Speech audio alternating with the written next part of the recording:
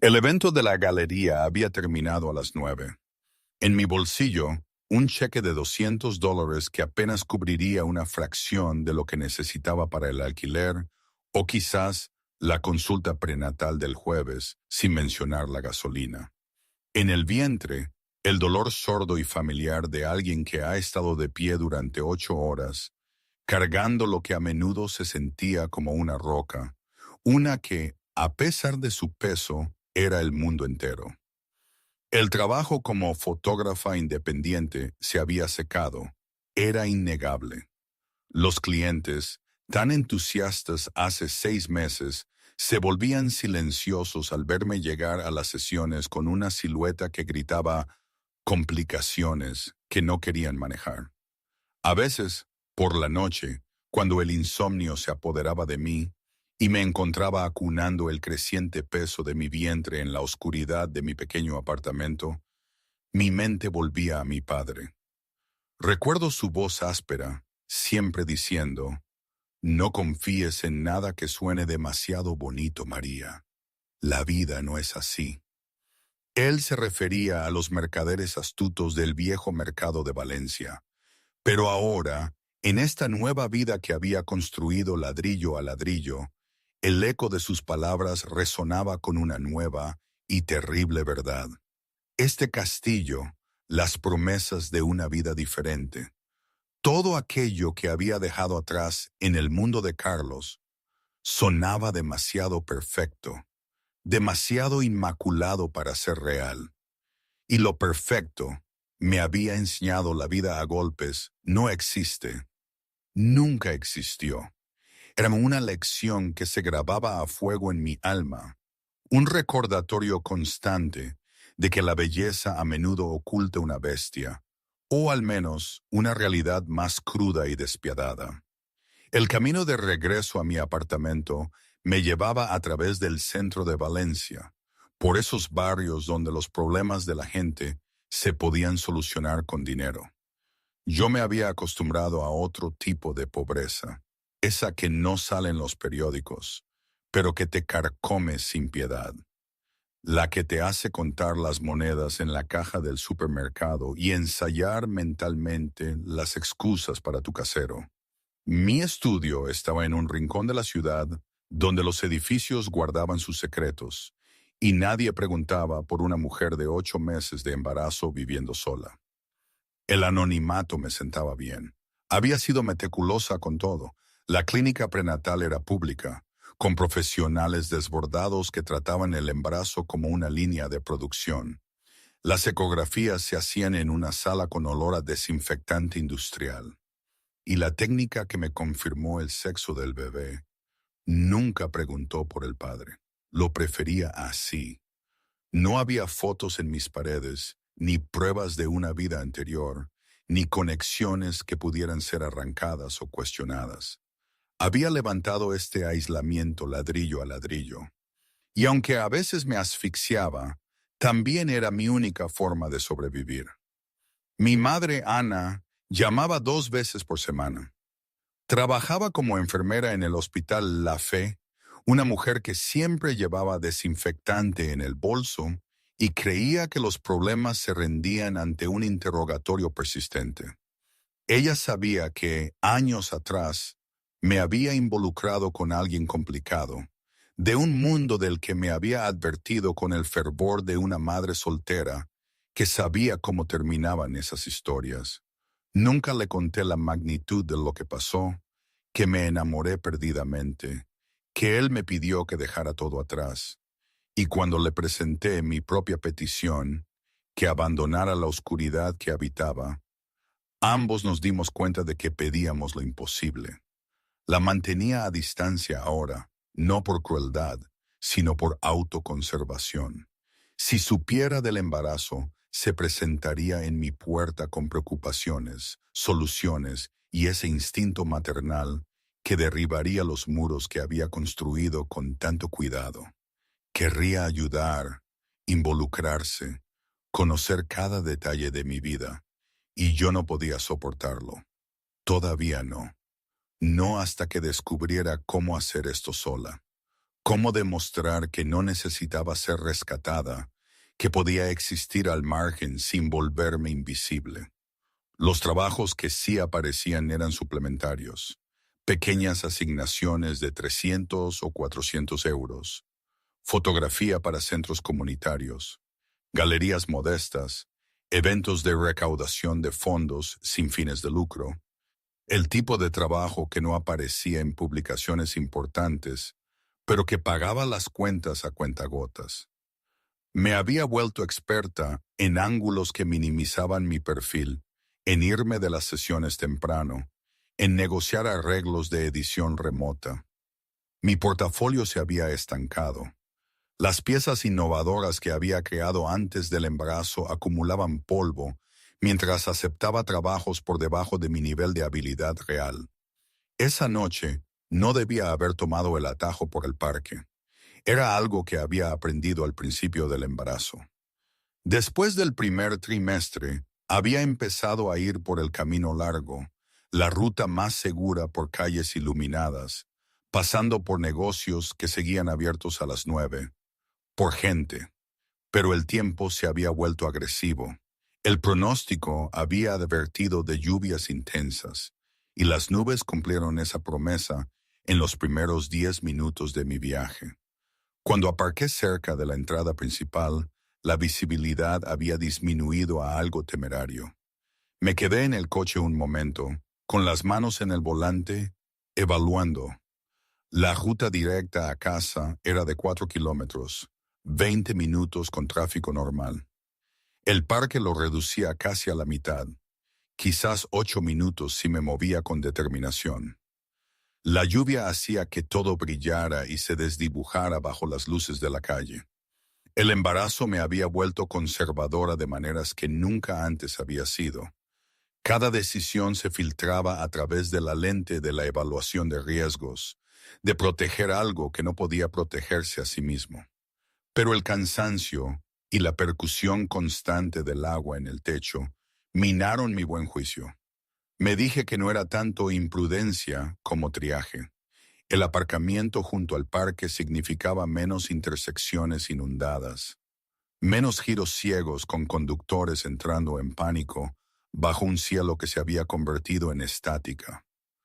8 minutos de pavimento mojado, negocié conmigo misma en lugar de 20 de aquaplaning. No era valentía. Era un cálculo hecho por alguien que había estado negociando con el miedo durante meses y había aprendido a elegir al monstruo más pequeño. Cogí mi bolsa de la cámara, cerré el coche y me dirigí hacia la entrada del parque. Los caminos estaban resbaladizos y mi equilibrio llevaba meses comprometido. La distribución del peso era incorrecta. Había aprendido a caminar con las manos ligeramente separadas, como los animales se preparan antes de una caída. La bolsa colgaba torpemente de mi cuerpo, pesada con equipo que seguía pensando en descargar, pero que no me atrevía a abandonar del todo. Incluso embarazada y sola, mantenía la relación obsesiva con mi trabajo que había definido mi vida adulta. El parque de noche, bajo la lluvia, tenía una cualidad particular, una disolución de los límites, como si la geografía habitual ya no se aplicara. Los árboles goteaban de esa manera particular de finales de otoño, las hojas pegadas a la corteza y al hormigón, el olor a tierra y descomposición subiendo de las zonas de mantillo. Mis zapatillas se empaparon en los primeros 100 metros. El agua se había colado por los huecos de mi chaqueta, y mis dedos se estaban entumeciendo. La situación con Carlos era tan absurda que a veces me reía sola en la oscuridad. Él, un hombre acostumbrado a mover hilos en las sombras, a que su palabra fuera ley, y yo, una fotógrafa que vivía al día contando céntimos. ¿En qué universo se cruzaban nuestras órbitas de esta manera? Y ahora, aquí estábamos, en una especie de tregua forzosa en un hotel de lujo, después de años de silencio. Era tan surrealista. Si se lo contara a alguien de mi antiguo barrio de Valencia, dirían que me había vuelto loca. ¿Cómo podías intentar huir de algo que parecía predestinado, de un peligro que venía con el paquete de amor en un mundo tan oscuro? Quizás la verdadera locura era creer que podías escapar del todo. Quizás la locura era seguir intentándolo. En fin, no tengo ni idea. Volvamos a la historia. El banco apareció antes de que procesara por completo que me estaba acercando a él. Justo allí, bajo el viejo roble que parecía haber estado siglos en el camino exacto que cruzaba la sección noroeste del parque. Este banco, el mismo donde me había encontrado con un hombre hacía 3 años, cuando fotografiaba el paisaje urbano, persiguiendo la luz entre el hormigón y la sombra. Él había estado sentado completamente quieto, observando a la gente pasar con la atención concentrada de alguien que observa una especie que no termina de comprender. Lo había fotografiado sin permiso, y él me había sorprendido en el acto. En lugar de ira, había habido esa sonrisa curiosa, la que sugería que mi audacia le resultaba divertida. Aquel fue el principio de todo. Yo habría seguido de largo sin parar si la luz no lo hubiera captado mal. O quizás lo captó exactamente bien, iluminando algo que me hizo sentir un vuelco en el estómago, más allá del punto donde el bebé podía patear. Estaba sentado en el banco, el mismo banco, empapado, con su caro abrigo pegado a su cuerpo, su pelo oscuro pegado a la frente, y en su regazo, sostenidas con cuidado a pesar de la lluvia, había rosas, rojas, de esas que significan algo específico, de las que se dan para conmemorar un aniversario o una tumba. Mi primer instinto fue seguir caminando, moverme a través del momento como un fantasma, fingir que no lo había visto, fingir que mi cuerpo no se había quedado rígido al reconocerlo. Pero el movimiento se había convertido en toda una producción a los 8 meses de embarazo, y él levantó la vista ante el pequeño sonido de mis pies arrastrándose sobre el cemento mojado. Su mirada conectó con la mía, y en ese breve segundo suspendido, vi la comprensión parpadear detrás de sus ojos. Me conocía a pesar del tiempo, a pesar de lo que hubiera hecho para desaparecer de su mundo. Su expresión cambió de melancolía a algo que se acercaba al shock, y luego sus ojos se movieron hacia abajo. Vi cómo sucedía, como ver una puerta abrirse a una habitación cuya existencia desconocía. Su mirada se posó en mi abdomen, asimilando el inconfundible abultamiento bajo mi chaqueta empapada. El peso que había estado cargando con la cuidadosa intención de ocultarlo del mundo. Las rosas se apretaron en su agarre. Un solo pétalo se desprendió y cayó al cemento mojado entre nosotros.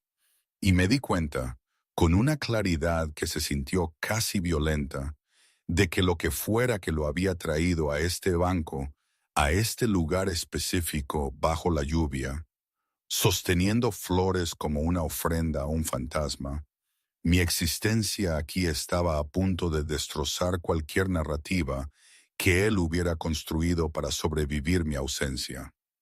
Empezó a ponerse de pie, se enderezó y las rosas colgaron olvidadas en su mano derecha. Por un momento, ninguno de los dos se movió. La lluvia continuó su asalto, convirtiendo el mundo en algo fluido e incierto, y yo era dolorosamente consciente de que mi cuerpo me había traicionado de la manera más obvia posible. No había forma de ocultar esto. No había explicación que diera sentido al bulto visible bajo mi chaqueta. La forma en que mi postura había cambiado para acomodar el peso, la evidencia inconfundible de meses que había pasado tratando de convencerme de que podía manejar esto sola. María, dijo mi nombre como si fuera un conjuro, como si pronunciarlo en voz alta pudiera colapsar el espacio entre nosotros o hacerme desaparecer de nuevo. Su voz era más grave de lo que recordaba, más áspera, como si 6 meses de búsqueda le hubieran desgastado algo esencial. No podía correr. La ironía no se me escapaba. Había pasado todos esos meses perfeccionando el arte de huir, de desvanecerme, y ahora mi propio cuerpo me anclaba al suelo. El bebé se movió dentro de mí, un movimiento perezoso casi despectivo, y me apoyé en un banco del parque que no era el que habíamos estado. Carlos, le devolví su nombre, probando cómo se sentía después de tanto tiempo, como pronunciar una palabra en un idioma que habías intentado olvidar. Necesitas dejarme pasar. No. Él dio un paso adelante, acortando la distancia que yo había intentado mantener con tanto cuidado. Las rosas estaban olvidadas ahora, colgando a su lado, los pétalos ya sacrificándose a la lluvia. No vas a pasar de largo, no ahora, no después. Se detuvo, su mirada volviendo a mi abdomen. ¿De cuánto estás? Me giré, intentando pasar a su lado hacia el camino que llevaba a mi calle. Mi apartamento estaba a menos de medio kilómetro. Podía lograrlo. Podía desaparecer en mi edificio y cerrar las puertas y fingir que este encuentro nunca había sucedido. Pero su mano me agarró del brazo, no con fuerza, solo lo suficiente para evitar que me moviera. No, dije en voz baja, consciente de que mi voz temblaba de una manera que no había anticipado. No hagas esto. ¿Hacer qué? Tratar de entender dónde has estado, qué has estado haciendo. Su agarre se apretó ligeramente. Has estado embarazada. ¿Desde cuándo lo sabes? No respondí. Responder implicaría admitir cosas que había pasado meses guardando bajo llave. Cosas que harían añicos la estructura cuidadosa que había construido para sobrevivir a su ausencia. Si le decía que lo sabía antes de irme. Si confirmaba que había huido específicamente porque estaba esperando a su hijo, cambiaría todo. Él lo vería como un engaño en lugar de autoconservación. Lo vería como una traición en lugar de protección. María. Su voz había adquirido un tono más tenso ahora, algo afilado bajo el shock. Respóndeme. ¿Desde cuándo sabes que estabas embarazada? El tiempo suficiente. Me liberé del brazo y comencé a caminar. Mi paso era más lento de lo que me hubiera gustado, obstaculizado por el peso y por el agotamiento que se había vuelto tan parte de mí como respirar. El tiempo suficiente para tomar mis propias decisiones sobre lo que necesitaba hacer. Él mantuvo el ritmo fácilmente. Su zancada más larga no requería casi ningún esfuerzo. Tus decisiones. Tomaste una decisión que nos afectó a ambos sin ninguna aportación mía. Tomaste la decisión de desaparecer mientras cargabas ¿Mi qué? Lo interrumpí, deteniéndome en medio del camino. La lluvia me corría por la cara ahora, mezclándose con algo que podría haber sido lágrimas, o podría haber sido simplemente la disolución general de la noche en algo insoportable. Dilo. ¿Tú qué? ¿Tu posesión? ¿Tu propiedad? Porque a esto se reduce, ¿verdad? No querías que me fuera. Querías que me quedara, que aceptara la vida que habías construido, que fingiera que lo que haces, quién eres, no importa. Y cuando te pedí que eligieras diferente, cuando te pedí que fueras diferente, no pudiste hacerlo. Así que tomé la decisión que tú no tomarías. Estuvo en silencio un largo momento. Las rosas estaban empapadas ahora, apenas reconocibles como flores, solo pulpa oscurecida y tallos. Me pediste que lo dejara todo. ¿Entiendes lo que eso significa? No es una elección, no es algo de lo que pueda simplemente alejarme. Entonces, esa es tu respuesta. Empecé a moverme de nuevo. Por eso me fui. No te fuiste porque elegí el negocio antes que tú. Estaba más cerca ahora, su voz en un tono bajo para que solo yo pudiera escucharlo bajo el sonido de la lluvia. Te fuiste por otra razón. Te fuiste porque sabías que estabas embarazada y no querías que yo me involucrara. No querías que este bebé estuviera conectado a quien soy, a lo que hago. No lo negué.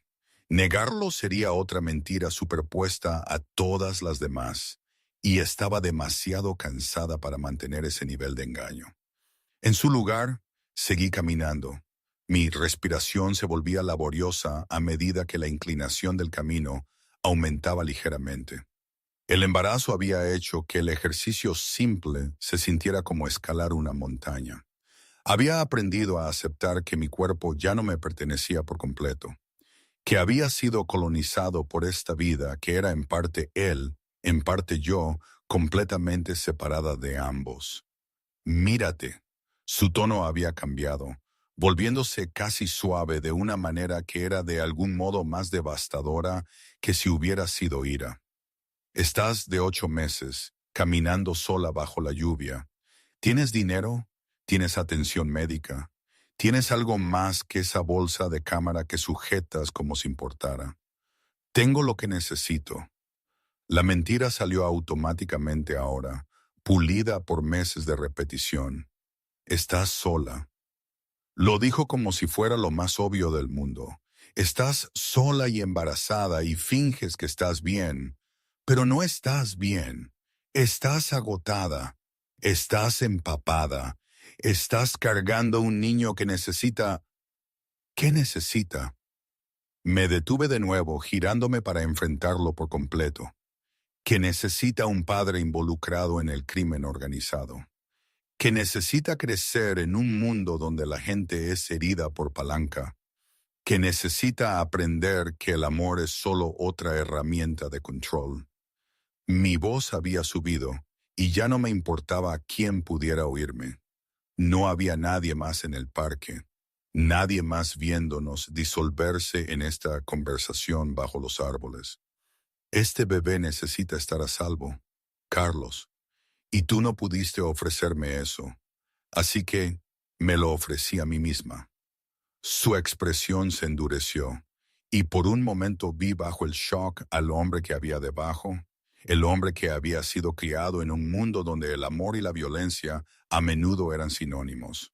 El hombre que probablemente pensó que mi rechazo a su protección era un rechazo a él, en lugar de un intento desesperado de darle a nuestro hijo algo que ninguno de los dos había tenido realmente. Necesitas venir conmigo, lo dijo como si no fuera negociable, como si los años que habían pasado entre nosotros no hubieran sucedido, como si yo todavía fuera alguien a quien se podía dar órdenes. Necesitas un lugar seco, necesitas atención médica. Lo que sea que haya pasado entre nosotros, eso no ha cambiado. No.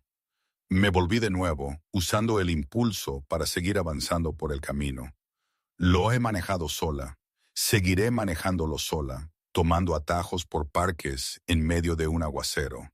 Me alcanzó de nuevo, y esta vez se colocó frente a mí, obligándome a detenerme o chocar con él.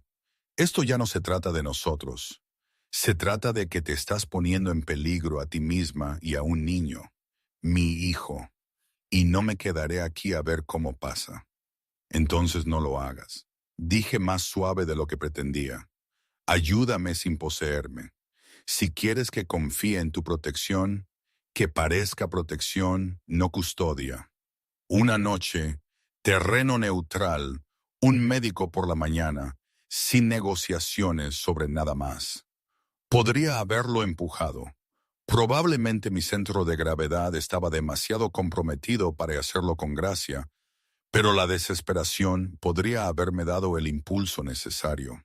En cambio, me encontré negociando, lo cual era su propia clase de derrota. Si accedo a venir contigo, es solo por esta noche. Dije como si estuviera imponiendo términos en una sala de juntas, en lugar de estar de pie bajo la lluvia con toda mi vida desmoronándose. Una noche, un lugar donde quedarme que no sea mi apartamento, y luego mañana resolveremos cómo gestionar esta situación sin destruirnos en el proceso. Él asintió, pero su expresión sugería que creía haber ganado algo mucho más grande que una noche de refugio. Hay un hotel, terreno neutral, Puedo arreglarlo. El viaje al hotel transcurrió en su mayor parte en silencio. Su coche era exactamente el tipo de vehículo que había esperado. Lujo que se anunciaba en cada detalle, desde el cuero que probablemente costaba más que mi alquiler, hasta ese tipo de eficiencia silenciosa que solo el dinero podía comprar.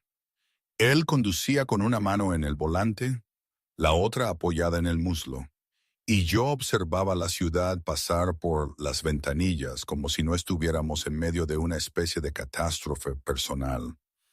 En un semáforo en rojo me miró. ¿Has ido al médico? ¿A un médico de verdad? Clínica pública. Todo está bien.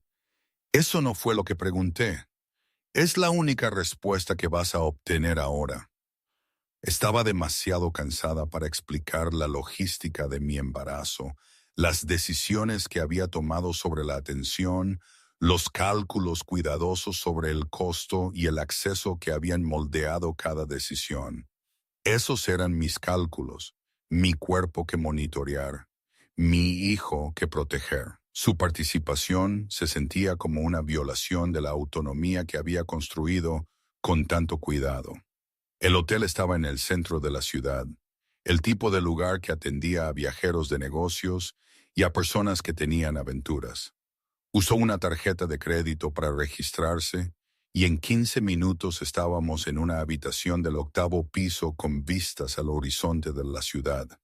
El espacio se sentía demasiado grande, demasiado vacío, demasiado lleno del peso de todo lo que había pasado y de todo lo que aún tenía que pasar. Hay una bañera, señaló hacia el baño. Agua caliente, toallas limpias. Deberías secarte antes de pescar algo. Asentí sin confiar en mi voz para hablar. Moviéndome hacia el baño, me vi en el espejo, mojada, desaliñada, visiblemente embarazada. La mujer que me devolvía la mirada era una extraña, alguien a quien no reconocía del todo. Alguien que había estado corriendo tan duro durante tanto tiempo que casi había olvidado lo que se sentía estar quieta. Cuando salí una hora después, Carlos estaba de pie junto a la ventana, mirando la ciudad. Él también se había duchado, se había cambiado a ropa que debía guardar en el coche. Y por un momento parecía casi normal, casi como la persona que había conocido antes de que la mafia lo reclamara por completo, antes de que la oscuridad se volviera tan integral a quien era que era imposible separar al hombre de la organización. Tenemos que hablar de lo que viene ahora, dijo sin girarse. Esta noche no. Me moví hacia una de las sillas, acomodándome con las cuidadosas maniobras que se habían vuelto necesarias. Esta noche duermo. Mañana veremos cómo coexistir en el mismo mundo sin destruirlo. Finalmente, se giró para mirarme. Bajo la luz de la lámpara de la ventana, sus rasgos eran más suaves, menos definidos por la dureza de la lluvia y el shock. Por un momento, pude ver al hombre del que me había enamorado, el que parecía una contradicción, poderoso y gentil al mismo tiempo, capaz de ternura dentro de un contexto de control absoluto. Mañana vas a ver a un médico de verdad, dijo como si estuviera zanjado. Examen completo, sin discusiones. Estaba demasiado exhausta para discutir de todos modos. El embarazo había agotado algo fundamental de mi resistencia, y me encontré simplemente asintiendo a cosas contra las que habría luchado en otras circunstancias. La ironía de desaparecer, solo para terminar dependiendo de la única persona de la que había estado huyendo, no se me escapaba. Pero estaba demasiado cansada para hacer algo al respecto. Se movió hacia la segunda cama, manteniendo una distancia que se sentía respetuosa y directa a la vez. Mañana lo resolveremos. Pero mientras yacía en la oscuridad de esa habitación de hotel, escuchando su respiración estabilizarse en el ritmo del sueño, me preguntaba exactamente qué había que resolver. Existíamos en mundos separados. El suyo era uno de violencia y control, Y ese tipo de poder que venía de operar al margen de la ley. El mío era uno de supervivencia e independencia, y el intento desesperado de construir algo intocado por su realidad. Esos mundos no podían coexistir. Uno de nosotros tendría que rendirse. Y yo aún no estaba lista para admitir que podría ser yo quien tuviera que ceder. El sueño ya no me llegaba fácilmente. El embarazo me había robado ese lujo alrededor del quinto mes, y en el octavo, el descanso se había convertido en algo que negociaba con mi propio cuerpo en lugar de simplemente abandonarme a él. Yacía en la cama del hotel, escuchando a Carlos respirar al otro lado de la habitación, el sonido constante y profundo, sugiriendo que había logrado la inconsciencia sin dificultad. El privilegio de los hombres que no llevaban las consecuencias en sus cuerpos. La habitación estaba oscura, excepto por el brillo ambiental que se filtraba a través de las cortinas desde la ciudad. Recorrí el contorno de mi vientre bajo las sábanas del hotel, un gesto que se había convertido en rutina inconsciente. Dentro de este paisaje hinchado, vivía la razón de cada elección que había hecho en los últimos 6 meses. Cada documento falsificado, cada puente quemado, cada momento de soledad paralizante. Mi mente retrocedió al principio, que había sido tan ordinario que era casi ridículo. 3 años antes, yo había estado en ese mismo parque una tarde de martes, buscando ángulos específicos de luz a través del paisaje urbano. El tipo de proyecto que solía importarme antes de que el embarazo recalibrara todo mi sentido de lo que importaba. Estaba tumbada boca arriba en el hormigón, la cámara inclinada hacia el dosel, cuando lo noté. Él estaba sentado en un banco a unos 30 metros de distancia, completamente inmóvil, observando a la gente moverse por el parque con el tipo de atención que la mayoría de la gente reservaba para las pantallas de televisión. Había algo inquietante en esa quietud. En una ciudad donde todo el mundo se movía con un propósito desesperado, donde quedarse quieto se consideraba una pérdida de tiempo y recursos, su inmovilidad se sentía subversiva. Lo había fotografiado sin permiso, capturando la forma en que su traje a medida contradecía el entorno del parque, la forma en que su expresión sugería que estaba catalogando algo que nadie más podía ver.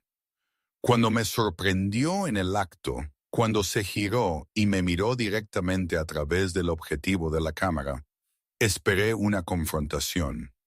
En cambio, sonrió. Una sonrisa real, no la expresión practicada de alguien acostumbrado a la interpretación social, sino algo que sugería una diversión genuina. Me acerqué a él después con la imprudencia de alguien que aún no había aprendido lo que se sentía la precaución. «Esas son mías», dije, señalando la cámara, pero ambos entendimos que me refería a las fotografías. «Soy consciente», se puso de pie y me di cuenta de lo alto que era, de cómo el caro traje estaba hecho a medida para acomodar un cuerpo construido para algo más violento que las reuniones de la junta directiva. «¿Qué harás con ellas?» «Depende». Lo evalué con más cuidado entonces, tratando de categorizar lo que estaba viendo. «¿Vas a convertirlo en un asunto legal?» Él se rió entonces, un sonido que pareció remodelar toda la tarde a nuestro alrededor. «Toma las fotografías. Úsalas como quieras. Confío en que encontrarás algo interesante que hacer con ellas». Ese había sido el principio. Encuentros que se volvieron rutina. Citas para tomar café que se prolongaban hasta la cena. Conversaciones en las que me di cuenta de que tenía más profundidad de lo que su apariencia sugería. Más vulnerabilidad de lo que su profesión debería haberle permitido. Me enamoré de él en incrementos tan graduales que no me di cuenta del momento en que se volvió total. Las complicaciones surgieron más tarde. Investigué porque ese era el tipo de persona que era, minuciosa, obsesiva, incapaz de aceptar presentaciones superficiales de la realidad. Descubrí que Carlos Ravalini no solo era rico, estaba conectado a operaciones que hacían que la riqueza pareciera incidental al poder. La organización que llevaba el nombre de su familia tenía raíces más profundas que los cimientos históricos de cualquier ciudad. Cuando lo confronté al respecto, no negó nada. Simplemente dijo que eso era lo que era. Y si no podía aceptarlo, debería irme. No me fui entonces. En cambio, me convencí de que el amor podía ser una fuerza transformadora, que mi presencia en su vida podría de alguna manera negociar un compromiso entre la oscuridad y la luz que aún poseía. Era el tipo de creencia ingenua que solo funciona cuando aún no has experimentado el peso específico del crimen organizado como una realidad, en lugar de una abstracción. La discusión final ocurrió hace 7 meses. Le pedí directamente que dejara todo eso atrás, no que abandonara a su familia. No era tan ingenua como para pensar que eso era posible, sino que se retirara del lado operativo de las cosas, que existiera en los negocios legítimos que la familia mantenía como tapadera, que estuviera presente de una manera que no le exigiera participar en actividades que destruían las vidas de otras personas. Me miró con algo parecido a la lástima. Así no funciona esto, María. Me estás pidiendo que me convierta en otra persona. Me te estás pidiendo que traicione a los hombres que han confiado en mí, que deshonre acuerdos hechos con sangre. Me estás pidiendo lo imposible. Te estoy pidiendo que me elijas a mí en lugar del negocio. No puedo hacer eso. El negocio soy yo. Es quien he sido desde antes de entender lo que significaba una elección. Salí de esa conversación y pasé la semana siguiente en un estado de disociación. Fui a trabajar, comí. Mantuve las funciones básicas de la existencia mientras mi mente giraba en espiral a través de escenarios en los que intentaba convencerlo. Escenarios en los que lo dejaba. Escenarios en los que construía algún tipo de compromiso entre su mundo y el que yo necesitaba. Luego se me retrasó la menstruación y la prueba dio positivo, y todo se cristalizó en una claridad terrible y obvia. Supe inmediatamente que no podía quedarme, no porque le tuviera miedo a él. Nunca le tuve miedo a Carlos mismo. Le tenía miedo a lo que su mundo le haría a un niño. Lo investigué obsesivamente una vez que confirmé el embarazo. Pasando horas en la tenue luz de mi apartamento, leyendo relatos de niños criados en familias del crimen organizado. Las estadísticas eran brutales. Los resultados iban desde dañados hasta destruidos. Niños utilizados como palanca. Niños preparados para la participación. Niños que nunca aprendieron que la vida normal podía existir fuera de las estructuras de poder construidas sobre la violencia y el miedo. Mi hijo no tendría esa vida. Tomé esa decisión mientras aún estaba en el baño de una clínica, mirando una tira de prueba positiva como si fuera un oráculo que acababa de reescribir todo mi futuro. No se lo dije a nadie, ni a mi madre, ni a mis amigos, ni a nadie que pudiera haber insistido en involucrar a Carlos o haber intentado convencerme de que mi elección era innecesariamente severa. Pasé 2 semanas organizando la huida mientras él estaba fuera por negocios. Vender mi equipo de cámara me dolió más de lo que había anticipado. Esas cámaras habían sido parte de mi identidad, las herramientas a través de las cuales había entendido el mundo. Pero habían comprado documentos, comprado silencio, comprado una nueva existencia que no se cruzaba con la que dejaba atrás. Ahora, 6 meses después de esa existencia, comprendí lo que significaba estar verdaderamente sola. El embarazo había sido una experiencia privada. Cada hito presenciado solo por mí misma y por los profesionales impersonales que trabajaban en las clínicas de salud pública. Descubrí el sexo del bebé a través de una técnica de ultrasonido que lo mencionó casualmente antes de pasar al siguiente paciente. Elegí el nombre de Lucía mientras estaba acostada en la cama a las 3 de la mañana, incapaz de dormir porque el bebé estaba activo y el apartamento estaba en silencio y yo estaba fundamentalmente, profundamente sola. Ana había llamado repetidamente durante esos 6 meses. Lo había dejado ir al buzón de voz. Le había enviado mensajes de texto con vagas tranquilidades sobre el trabajo y la vida, y nada específico que invitara a más preguntas. Ella sabía que algo andaba mal. Lo podía escuchar en su voz durante las raras conversaciones en las que me sentía lo suficientemente fuerte como para participar, pero había mantenido la cuidadosa distancia que le impedía descubrir la verdad. La culpa por eso era su propio tipo de dolor. Ana me había criado sola, había sacrificado su propia vida para darme opciones y seguridad, y la creencia de que podía construir algo independiente. Y yo le había pagado ese sacrificio excluyéndola por completo del evento más significativo de mi vida adulta. Pero tenía miedo. Miedo de que intentara convencerme de que le dijera a Carlos. Miedo de que su enfoque práctico de los problemas chocara con mi desesperación por proteger a este niño de la oscuridad heredada. Había construido el aislamiento deliberadamente, ladrillo a ladrillo, hasta que existí en un mundo que solo me contenía a mí y a mi embarazo, y la esperanza desesperada de poder criar una hija que nunca conociera el peso específico de nacer en una familia como la de Carlos. Y entonces me lo encontré bajo la lluvia, y él miró mi vientre, y toda la arquitectura cuidadosa de la separación se había derrumbado. Los primeros atisbos del amanecer aparecían en los bordes de las cortinas cuando Carlos se movió. Lo oí moverse en la otra cama. Lo oí despertarse con el tipo de alerta que sugería que su sueño había sido más ligero de lo que parecía. Se sentó y fingí seguir descansando.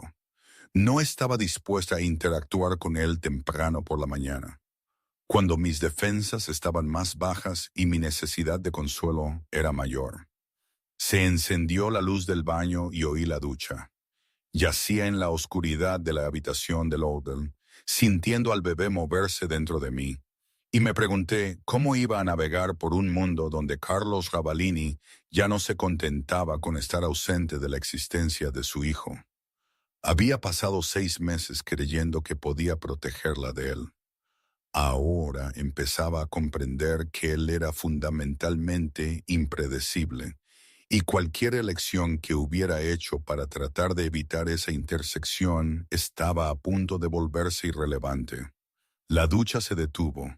Cerré los ojos y esperé lo que viniera después, lo que se sentía como esperar un final que nunca había logrado evitar, a pesar de mis mejores esfuerzos por reescribirlo. El consultorio médico ocupaba todo el piso 14 de un edificio que brillaba con el tipo de riqueza que no se anunciaba a gritos. Carlos había hecho una llamada desde el coche mientras yo estaba sentada en el asiento del pasajero, observando cómo la ciudad pasaba de los barrios que yo habitaba a los que existían en economías completamente diferentes. Cuando llegamos, el médico estaba listo para verme, sin sala de espera, sin revistas anticuadas, sin iluminación fluorescente que hacía que todos parecieran vagamente enfermos. Solo una consulta privada que atendía a personas que podían permitirse la discreción.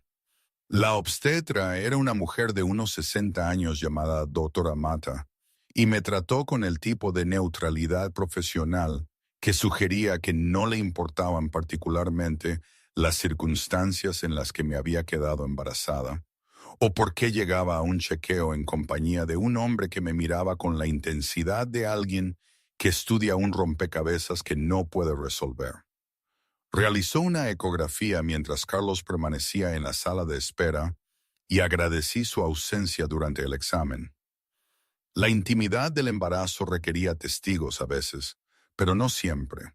No cuando esos testigos intentaban procesar el hecho de que se habían perdido meses del desarrollo de un niño. Todo parece bien, me informó la doctora Mata. El bebé mide apropiadamente para la edad gestacional. La frecuencia cardíaca es fuerte. No hay signos de complicaciones. Estaba aproximadamente de 8 meses y medio, lo cual coincidía con la línea de tiempo que había tenido en mi cabeza desde la prueba positiva. La fecha de parto era aproximadamente dentro de 3 semanas, más o menos la imprevisibilidad de la naturaleza.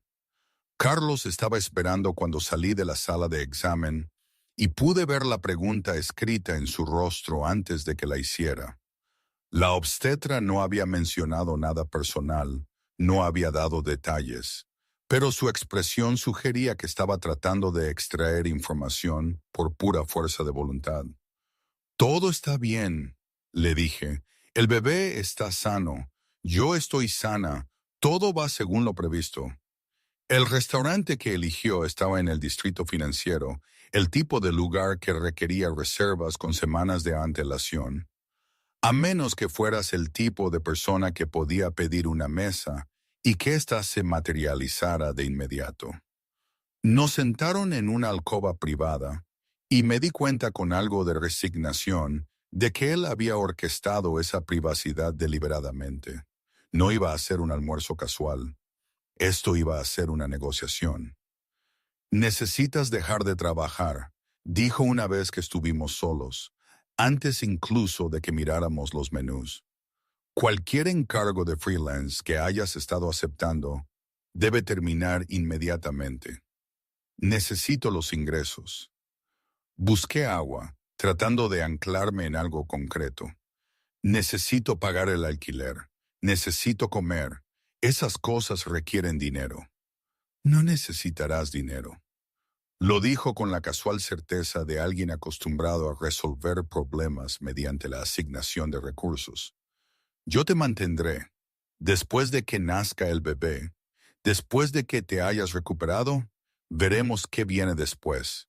Pero ahora mismo, tu trabajo es cuidarte a ti misma y al embarazo. Eso es todo.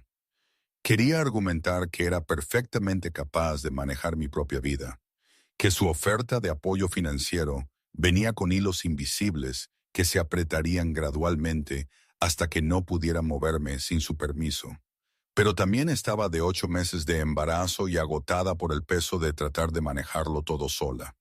La idea de seguridad, incluso seguridad con complicaciones, tenía un atractivo terrible. ¿Y mi apartamento?, pregunté. ¿Mis cosas? Empaca lo que te importe. Tengo un lugar en la ciudad. Te quedarás allí. Más seguro, mejor barrio. Atención médica en minutos si algo sale mal. Ahí estaba, el sutil cambio de oferta a requisito, el movimiento de sugerencia a control. Sabía que sucedería eventualmente. Solo esperaba tener más tiempo antes de que ocurriera. No puedo simplemente mudarme contigo, Carlos. Eso envía un mensaje que quiero estar involucrado en la vida de mi hijo, que quiero asegurarme de que estés protegida. Se recostó en su silla y el camarero apareció casi al instante para tomar nuestra orden. Ambos lo rechazamos con un gesto. Desapareciste durante 6 meses. Me ocultaste este embarazo. Me perdí las ecografías, el desarrollo, todo. No voy a perderme nada más. La acusación en esa declaración quedó suspendida entre nosotros, y sentí que algo se cristalizaba dentro de mí. El momento que había temido desde el instante en que lo había visto en ese banco bajo la lluvia, finalmente había llegado. El momento en que tenía que explicar las decisiones que había tomado y justificarlas ante alguien que se sentía con derecho a respuestas. Necesito decirte algo, dije en voz baja. Algo que debí haber dicho anoche. Pero no pude. No estaba lista. Él esperó. Su expresión se endurecía en algo que sugería que ya sabía lo que venía y no le gustaba la forma que tenía. Descubrí que estaba embarazada 2 semanas después de nuestra última conversación. Esa en la que dijiste que no podías dejar el negocio. Me enteré mientras estabas en Italia, haciendo lo que sea que estuvieras haciendo con tu organización. Lo vi absorber esta información. Vi cómo sus manos se apretaban contra el borde de la mesa. Hice la prueba y vi el resultado positivo y supe exactamente lo que necesitaba hacer. Te fuiste, dijo, como si confirmara una teoría que había estado elaborando. Me fui porque sabía que si te lo decía, nunca me dejarías ir. Me habrías convencido de quedarme, o me habrías obligado a quedarme, o te habrías enredado en mi embarazo de una manera que haría imposible la extracción, y yo no podía. Mi voz se quebró ligeramente, y presioné mis palmas contra la mesa para estabilizarme. No podía criar a nuestra hija en el mundo que tú habitas. No podía verla crecer pensando que la violencia era una respuesta legítima al conflicto. No podía permitir que se convirtiera en una herramienta de palanca o en una palanca contra ti o en una razón para que la gente nos hiciera daño a ambos. Se puso de pie bruscamente, su silla raspando el suelo, con un sonido que hizo que otros comensales miraran en nuestra dirección. Por un momento pensé que se iba a ir, que saldría del restaurante y de nuestras vidas en una demostración del tipo de poder que solía reservar para las negociaciones comerciales. En cambio, caminó hasta la ventana y se quedó de espaldas a mí, con los hombros tan rígidamente tensos que parecían a punto de romperse. Has estado embarazada durante 6 meses, dijo al cristal. 6 meses cargando a mi hija, y no pensaste que yo merecía saberlo. No pensaste que yo merecía elegir si quería involucrarme. Tú ya tomaste tu decisión. Me quedé sentada. Mis manos temblaban ligeramente mientras llevaba el vaso de agua a mis labios. Cuando me dijiste que no podías dejar el negocio, cuando dejaste claro que tu organización era lo primero, fue entonces cuando tomaste tu decisión. Yo solo la acepté y seguí adelante con las consecuencias. Se giró para mirarme, y la expresión que vi allí era algo que nunca antes había presenciado. Dolor, rabia, traición, todo ello superpuesto al tipo de furia que venía de amar a alguien, y sentir que ese amor te era devuelto como rechazo. Tenía derecho a saberlo, dijo, su voz tan baja que era casi conversacional. Independientemente de todo lo demás, independientemente de nuestra situación, tenía derecho a saber que iba a ser padre. No, lo dije con firmeza, echando mano de reservas de convicción que no estaba del todo segura de poseer. Tú tenías derecho a tomar decisiones para tu propia vida. Yo tenía derecho a tomar decisiones para la mía y para la de ella. Tú elegiste a la familia Ravalini. Yo elegí proteger a mi hija de convertirse en daño colateral en tu mundo. Ambas son opciones válidas. Simplemente son incompatibles entre sí. El camarero se acercó de nuevo, merodeando indeciso al borde de nuestra alcoba privada. Carlos lo despidió con un gesto más frustrado que hostil. Volvió a la mesa y se sentó, y durante un largo momento, ninguno de los dos habló. Los restaurantes a nuestro alrededor continuaron su tranquilo comercio, conversaciones susurradas, el tintineo de la cubertería, la coreografía de la riqueza en movimiento.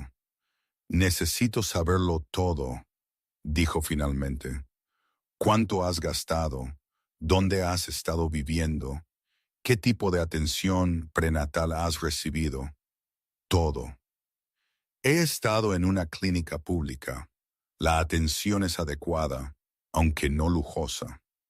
He estado viviendo en un apartamento en un barrio que probablemente considerarías por debajo de tu nivel, y he gastado exactamente lo que necesitaba gastar para sobrevivir.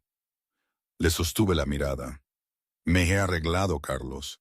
Sé que crees que necesitaba tus recursos, pero me las estaba arreglando. A duras penas. La palabra salió aguda. A duras penas te las estabas arreglando.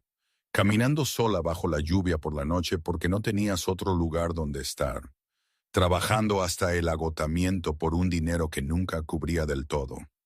Arreglárselas es lo que hace la gente cuando se está ahogando y trata de fingir que sabe nadar. Su evaluación era incómodamente precisa, y lo odié por ver a través de la narrativa que había construido sobre mi independencia y supervivencia. Lo odié porque tenía razón.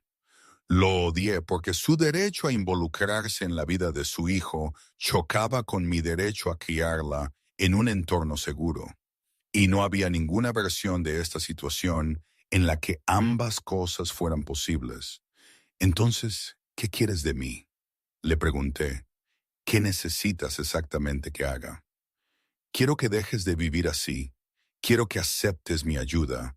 Quiero que reconozcas que merezco estar presente en el nacimiento de mi hija y en su infancia y en toda su vida. Y quiero que aceptes que te guste o no, estás conectada a mí ahora de una manera que no se puede deshacer. La implicación quedó suspendida entre nosotros, tácita, pero perfectamente clara. Podía aceptar sus términos o podía continuar en la dirección en la que había estado viajando, pero no podía tener ambas cosas. No podía tener su apoyo y mi independencia. No podía tener su protección y mi autonomía. Tendría que elegir, y ninguna opción me parecía del todo aceptable. Necesito pensar, dije finalmente. No puedo simplemente aceptar todo esto sin considerar lo que significa. No tenemos tiempo ilimitado. Su voz había vuelto a ser más controlada, más de negocios. Estás a 3 semanas de dar a luz. Después de eso todo cambia. El bebé estará aquí y yo seré parte de su vida, cooperes o no. Sería mejor si eligieras cooperar. Sonó como una amenaza, aunque no de la manera que habría registrado como violenta. Era la amenaza de un hombre acostumbrado a salirse con la suya, diciendo lo que sucedería si seguía resistiéndome. Y lo aterrador era que no sabía si él era capaz de cumplirla o si simplemente estaba exponiendo los hechos tal como él los entendía. Salimos del restaurante sin comer. Me sentía vacía de una manera que no tenía nada que ver con el hambre y todo que ver con la realización de que mis opciones se estaban colapsando en un rango de posibilidades cada vez más estrecho. Había pensado que podía proteger a Lucía del mundo de Carlos simplemente negándome a reconocer su existencia. Había pensado que la desaparición era una solución permanente.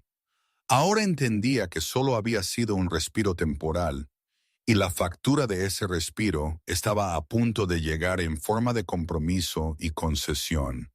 En el coche, de vuelta a mi apartamento para recoger mis cosas, no hablé. Carlos no intentó conversar. El silencio entre nosotros era diferente ahora. No el silencio de dos personas separadas por decisión mutua, sino el silencio de dos personas que empezaban a comprender que estaban mucho más enredadas de lo que cualquiera de ellos había imaginado, y que desenredarse ya no era realmente posible. La primera fotografía llegó por mensajero al hotel un martes por la mañana. Carlos ya se había ido, atendiendo negocios sobre los que había aprendido a no preguntar. Encontré el sobre en la mesa, cerca de la puerta, impecable y sin marcar excepto por la palabra Ravalini escrita en mayúsculas. Dentro había una imagen mía de hacía 3 días, fuera de la clínica prenatal. Era reconocible, inconfundiblemente embarazada, completamente vulnerable. Alguien se había posicionado para capturar el momento exacto en que yo caminaba hacia la entrada de la clínica. Mi mano en la parte baja de la espalda, mi andar, el particular bamboleo de alguien de 8 meses. La fotografía era técnicamente perfecta, lo que la hacía infinitamente más aterradora que si hubiera sido amateur. Alguien con habilidad y recursos había documentado el aspecto más íntimo de mi vida. No había nota ni explicación, Solo la fotografía y el mensaje implícito contenido en ella. Sabemos dónde estás. Sabemos lo que haces. Podemos llegar a ti cuando queramos. Llamé a Carlos inmediatamente y regresó al hotel en 20 minutos. Me quitó la fotografía de mis manos temblorosas y la examinó con una expresión que pasó del shock a la furia y a algo más frío y calculador. José, dijo como pronunciando una maldición, se está moviendo más rápido de lo que anticipaba. ¿Quién es José? Mi voz salió más pequeña de lo que quería. ¿Quién envía gente a fotografiar mujeres en consultorios médicos? Alguien que quiere una ventaja contra mí. Carlos dejó la fotografía como si hubiera contaminado sus manos. Alguien que compite por territorio y ganancias y, en última instancia, por respeto dentro de ciertos círculos. Ha estado tratando de invadir mis operaciones durante el último año. Esta es su forma de hacerme saber que entiende mis vulnerabilidades. Tus vulnerabilidades. Me alejé de él, de repente aterrada por lo cerca que estaba. Carlos me fotografió, sabe que estoy embarazada, sabe lo del bebé. ¿Cómo es eso una vulnerabilidad? Eso era una amenaza directa a nuestra hija. Lo cual es precisamente por lo que no permitiré que te pase nada. Su respuesta fue pronunciada con absoluta certeza. José entiende una cosa, las consecuencias. Si ocurre algo que te ponga en peligro a ti o a este embarazo, desmantelaré sus operaciones metódica y personalmente. Él lo sabe. Por eso la fotografía está destinada a ser una comunicación en lugar de una acción. Está estableciendo que tiene acceso. Me está pidiendo que negocie. Durante los días siguientes, surgieron más pruebas de vigilancia. Una nota dejada en la recepción del hotel con la dirección de mi apartamento escrita dentro. Un repartidor que se demoró demasiado fuera del vestíbulo. Un coche negro que parecía seguirnos cuando conducíamos por la ciudad. Cada nueva prueba presionaba contra mi cuidadosamente construida sensación de seguridad, aplastándola incrementalmente hasta que apenas podía respirar por la ansiedad. Había pensado que desaparecer me protegería. Había creído que, al retirarme del mundo de Carlos, podría existir en un espacio neutral donde la violencia y la evaluación de amenazas que caracterizaban su vida no podrían alcanzarme. Había sido catastróficamente ingenua. Al estar conectada a Carlos a través del embarazo y de este hijo que habíamos creado juntos, había entrado en su mundo, lo quisiera o no. Y José había demostrado que no había escapatoria, ni puerta de salida, ni forma de fingir que existía fuera de la esfera de las consecuencias. Al cuarto día de las fotografías y amenazas, le envié un mensaje a mi madre. Me temblaban las manos mientras escribía el mensaje. Años de distancia deliberada colapsando ante el miedo genuino. Necesito hablar contigo. Algo importante. Algo que debía haberte contado hace meses. ¿Podemos vernos para tomar un café? Por favor, no hagas preguntas. Solo sí o no. Su respuesta llegó en minutos. Sí. ¿Cuándo? ¿Dónde? Nos encontramos en un lugar neutral, una cafetería en Salamanca, donde ninguna de las dos tenía historia. Ana llegó primero, y la vi registrar mi apariencia antes de registrar cualquier otra cosa. A los 8 meses de embarazo, ya no había forma de ocultar la verdad. Su expresión pasó del shock a la comprensión y a algo que se parecía notablemente al dolor. ¿De cuánto estás?, preguntó en voz baja después de que me sentara frente a ella con toda la gracia que el embarazo permitía. 8 meses. La fecha de parto es dentro de unas 3 semanas. ¿Y planeabas llamarme aproximadamente dentro de 3 semanas, después de haber dado a luz sola? La acusación no se dijo con ira, lo que de alguna manera la hizo peor. Mi madre había pasado 28 años criándome sola. Había sacrificado su propia vida por mi autonomía y seguridad, y yo le había pagado ese sacrificio, excluyéndola por completo del evento más significativo de mi vida adulta.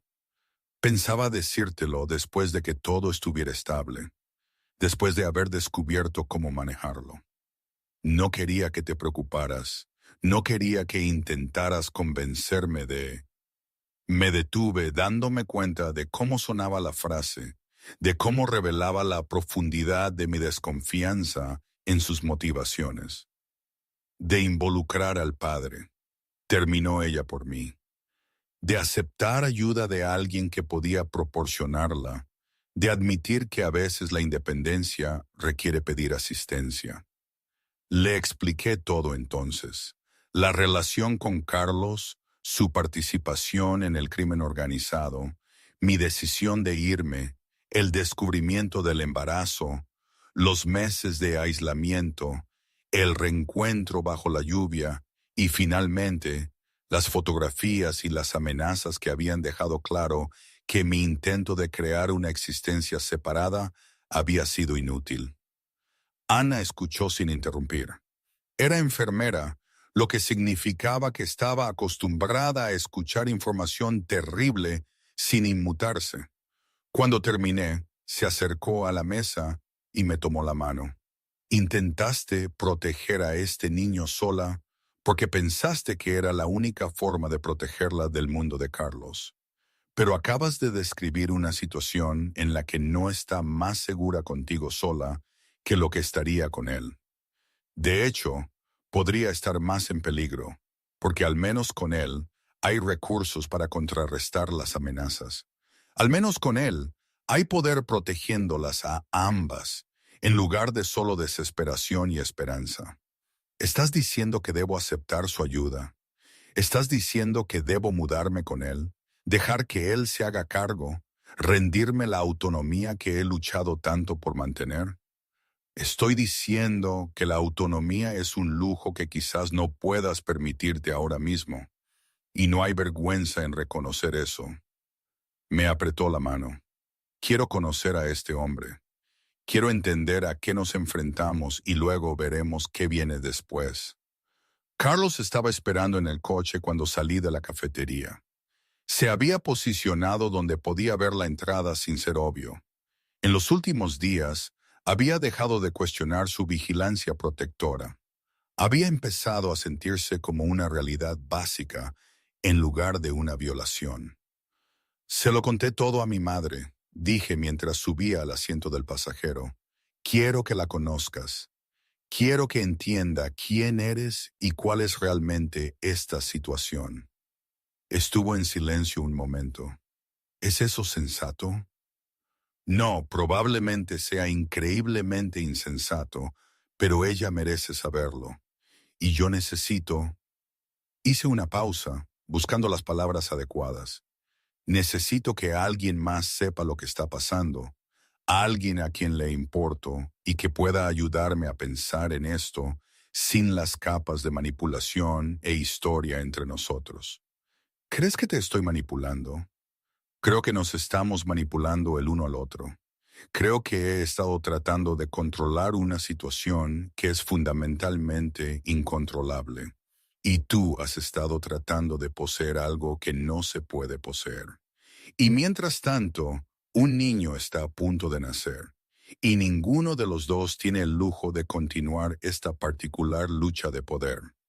Esa noche, Carlos me trasladó a su residencia. No se discutió como una sugerencia. La decisión ya estaba tomada, y mi aceptación fue simplemente la formalidad de reconocer lo inevitable. La casa estaba en las afueras, una estructura contemporánea y extensa que anunciaba riqueza sin la gratuidad de intentarlo activamente. Había medidas de seguridad que no sabía que existían. Cámaras, puntos de entrada reforzados, un perímetro que se sentía como una fortaleza envuelta en la estética de la arquitectura moderna. José sabe dónde te has estado quedando, explicó Carlos mientras me mostraba una de las habitaciones de invitados. El hotel era una solución temporal, pero no era lo suficientemente seguro. Aquí estás protegida. Aquí Nadie se acerca sin mi permiso explícito. Debería haberme sentido enjaulada. En cambio, sentí algo más cercano al alivio. La carga de mantener una vigilancia constante había sido agotadora. La idea de que alguien más se hiciera cargo de la seguridad, incluso alguien cuyos métodos cuestionaba, tenía un atractivo que no podía rechazar por completo. Ana conoció a Carlos 3 días después.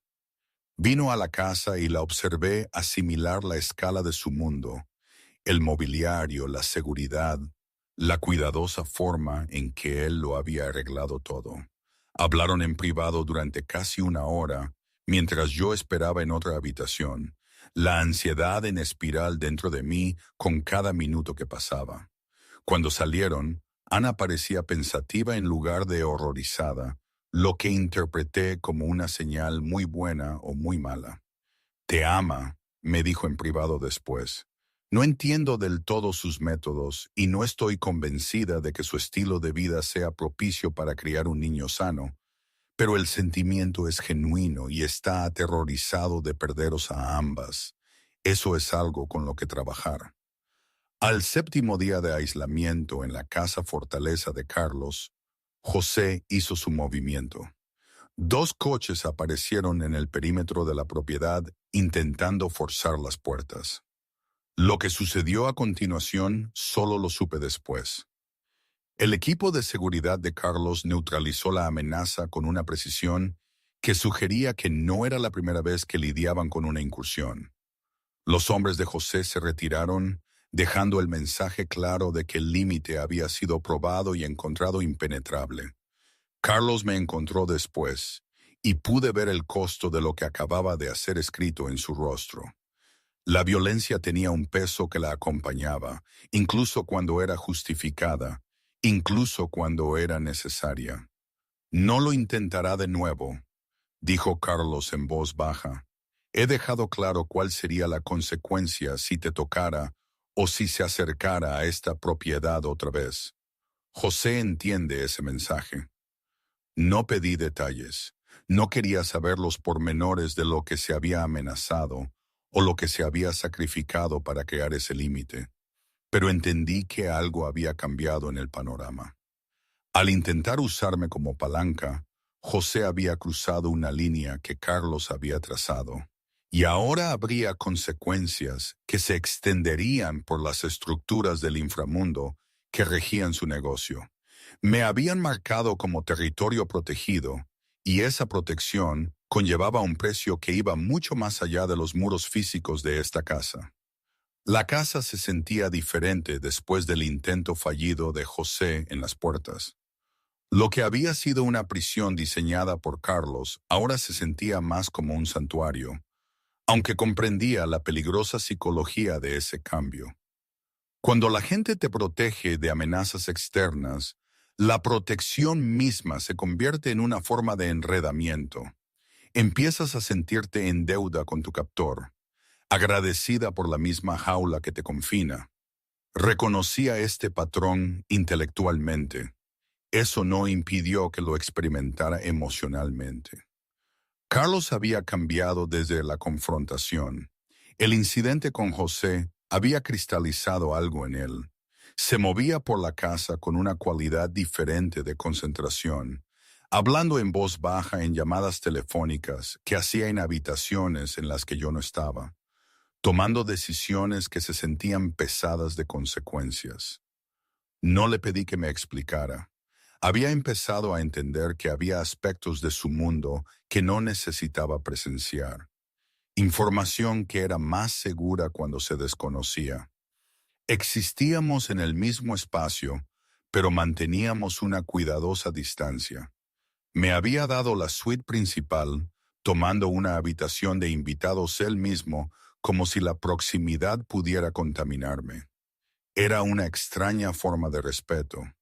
O quizás era culpa, o quizás era simplemente su forma de mantener el control, asegurándose de que yo entendiera la jerarquía del hogar mientras simultáneamente demostraba contención. 2 semanas antes de mi fecha de parto, Finalmente le pregunté directamente sobre su infancia.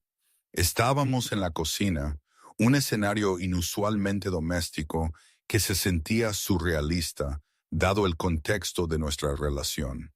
Él estaba preparando té, moviéndose por el espacio con una competencia inesperada. Y me encontré observándolo realizar esta sencilla tarea como si fuera un momento que pudiera explicarlo todo. Cuéntame sobre tu familia, dije. Cuéntame cómo fue crecer en este mundo. Estuvo en silencio un largo momento. La tetera calentaba agua de fondo. No hay nada redentor en esa historia. Debes saberlo antes de que empiece. No busco redención, busco comprensión. Colocó las tazas en la encimera con cuidadosa precisión. Tenía 4 años cuando mi padre me llevó a mi primera reunión. No por accidente, deliberadamente. Quería que entendiera que esta era mi herencia, mi obligación, mi futuro inevitable. A los 10 años había visto a personas lastimadas por traicionar a la organización. A los 15 se me pidió que eligiera entre mi seguridad personal y la lealtad a la organización, y elegí la lealtad. No había otra opción disponible para mí. Todavía no la hay. La forma en que lo dijo no fue con amargura. Se declaró como un hecho, como se describe el tiempo o la hora del día, simple y absoluto. Podrías haberte ido, dije, aunque ya lo sabía mejor. ¿Podría? Vertió el té con manos firmes. ¿A dónde iría? ¿Quién me protegería de la gente a la que me había cruzado? ¿Qué clase de vida tendría con un objetivo en la espalda por abandonar a mi familia? Y, más fundamentalmente que todo eso, ¿quién sería yo sin esto? La organización no es algo que hago, es quien soy. Me pediste que lo dejara como si me pidieras que me amputara una extremidad y aún esperaras que funcionara. Eso no es amor. Eso es aniquilación disfrazada de lenguaje romántico. Comprendí entonces que no había sido cruel al irme, pero también comprendí que él no estaba equivocado. Y esa comprensión cambió algo fundamental sobre cómo nos percibía a ambos. La conversación con Ana ocurrió una semana después en una cafetería en Salamanca, territorio neutral, donde ninguna de las dos arrastraba una historia complicada. Le había pedido que nos viéramos a solas, sin Carlos, porque necesitaba decir cosas que me resultaba imposible articular delante de él. Ella pidió té, como yo, y nos sentamos en un rincón desde donde podía ver la entrada. Viejas costumbres de una vida que estaba abandonando rápidamente. Necesito explicarte por qué no te lo conté. Comencé. Ella levantó la mano. Antes de que hagas eso, necesito decirte algo. Carlos me llamó la semana pasada. Dijo que no estabas durmiendo bien, que el embarazo te causaba ansiedad, que pensó que oír de mí podría ayudar. Él organizó toda la conversación sin decirte que lo había hecho. Me dio permiso para saber la verdad sobre todo esto para que yo pudiera ser un sistema de apoyo para ti. Y aunque encuentro su método algo controlador, reconozco que él estaba tratando, a su manera, de darte algo que necesitabas. El saber que Carlos había orquestado eso se sintió invasivo y considerado simultáneamente. Era una encapsulación tan perfecta de quién era él. Alguien que resolvía problemas a través de la influencia y los arreglos en lugar de la simple comunicación humana. Te ama, continuó Ana. Nunca he visto a un hombre más aterrorizado de perder a alguien, y está tratando de mejorar. Puedo ver el esfuerzo que le cuesta contener ciertos impulsos, preguntar en lugar de exigir, negociar en lugar de ordenar. Todavía está involucrado en cosas terribles. Todavía dirige una organización que daña a la gente. Todavía existe en un mundo construido sobre la violencia. Sí, y nada de eso cambia el hecho de que está tratando genuinamente de protegerte a ti y a este niño. Esas dos cosas pueden ser ciertas. La vida es complicada, María. Es más fácil cuando la gente es simplemente buena o simplemente mala. Pero Carlos existe en el espacio intermedio. Y tú también, por cierto. Abandonaste a tu propia madre para proteger a un niño que aún no habías conocido. Eso requirió un tipo particular de crueldad disfrazada de amor. Quise discutir con su evaluación, pero no pude. Tenía razón. Había estado tan convencida de la rectitud de mis decisiones que no me había molestado en examinar su costo para nadie más que para mí. Cuando regresé a la casa, Carlos estaba en el estudio trabajando en un escritorio con documentos extendidos. Pude ver la concentración en su rostro antes de que levantara la vista y registrara mi presencia. Hablé con tu madre, dije. Él dejó su bolígrafo con cuidado. ¿Cómo? ¿Cómo supe que lo arreglaste? Porque ese es el tipo de cosas que haces. Resuelves problemas a través de la orquestación en lugar de preguntar directamente. Y por fin estoy lo suficientemente cansada como para reconocer que entiendo por qué. Creciste en un mundo donde la comunicación directa mataba a la gente, donde pedir cosas era una responsabilidad. Así que aprendiste a navegar la realidad controlando las piezas en el tablero. Se puso de pie lentamente, como si moverse demasiado rápido pudiera asustarme. No quise que fuera una intrusión. Lo sé, pero es una intrusión y voy a seguir llamándola así cuando suceda. No voy a sentirme agradecida por la violación solo porque la intención fuera protectora. Me adentré más en la habitación, pero también voy a reconocer algo. Tengo miedo. Estoy aterrorizada de lo que viene después. Estoy aterrorizada de criar una hija en este mundo. Estoy aterrorizada de lo que mis decisiones significan para su futuro. Y necesito ayuda, necesito recursos, necesito tu apoyo. No porque haya sido derrotada por mi propia terquedad, sino porque la realidad ha cambiado. Y por fin soy lo suficientemente honesta como para admitirlo. Él cruzó la habitación y me abrazó, y sentí años de tensión drenarse de su cuerpo. Cuando habló, su voz era ronca. No puedo dejar este mundo. Necesito que entiendas eso completamente. No puedo convertirme en alguien diferente para ti o para esta niña. Lo que sí puedo hacer es trazar una línea. Lo que sí puedo hacer es asegurarme de que crezca con opciones. Lo que sí puedo hacer es construir una vida donde ella entienda lo que soy sin sentirse obligada a convertirse en ello. Eso es todo lo que necesito, susurré. Eso es realmente todo lo que siempre he necesitado.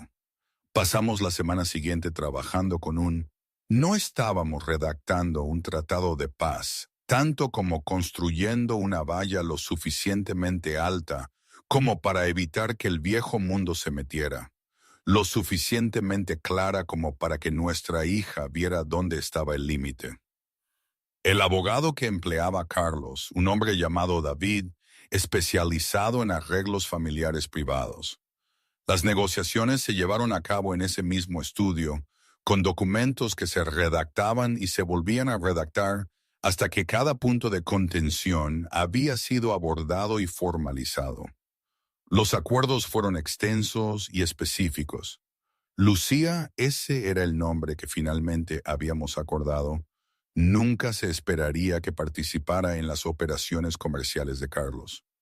Tendría la elección de su propio futuro, educación organizada fuera de Valencia si lo deseaba, protección de la participación directa en la violencia o criminalidad de la organización.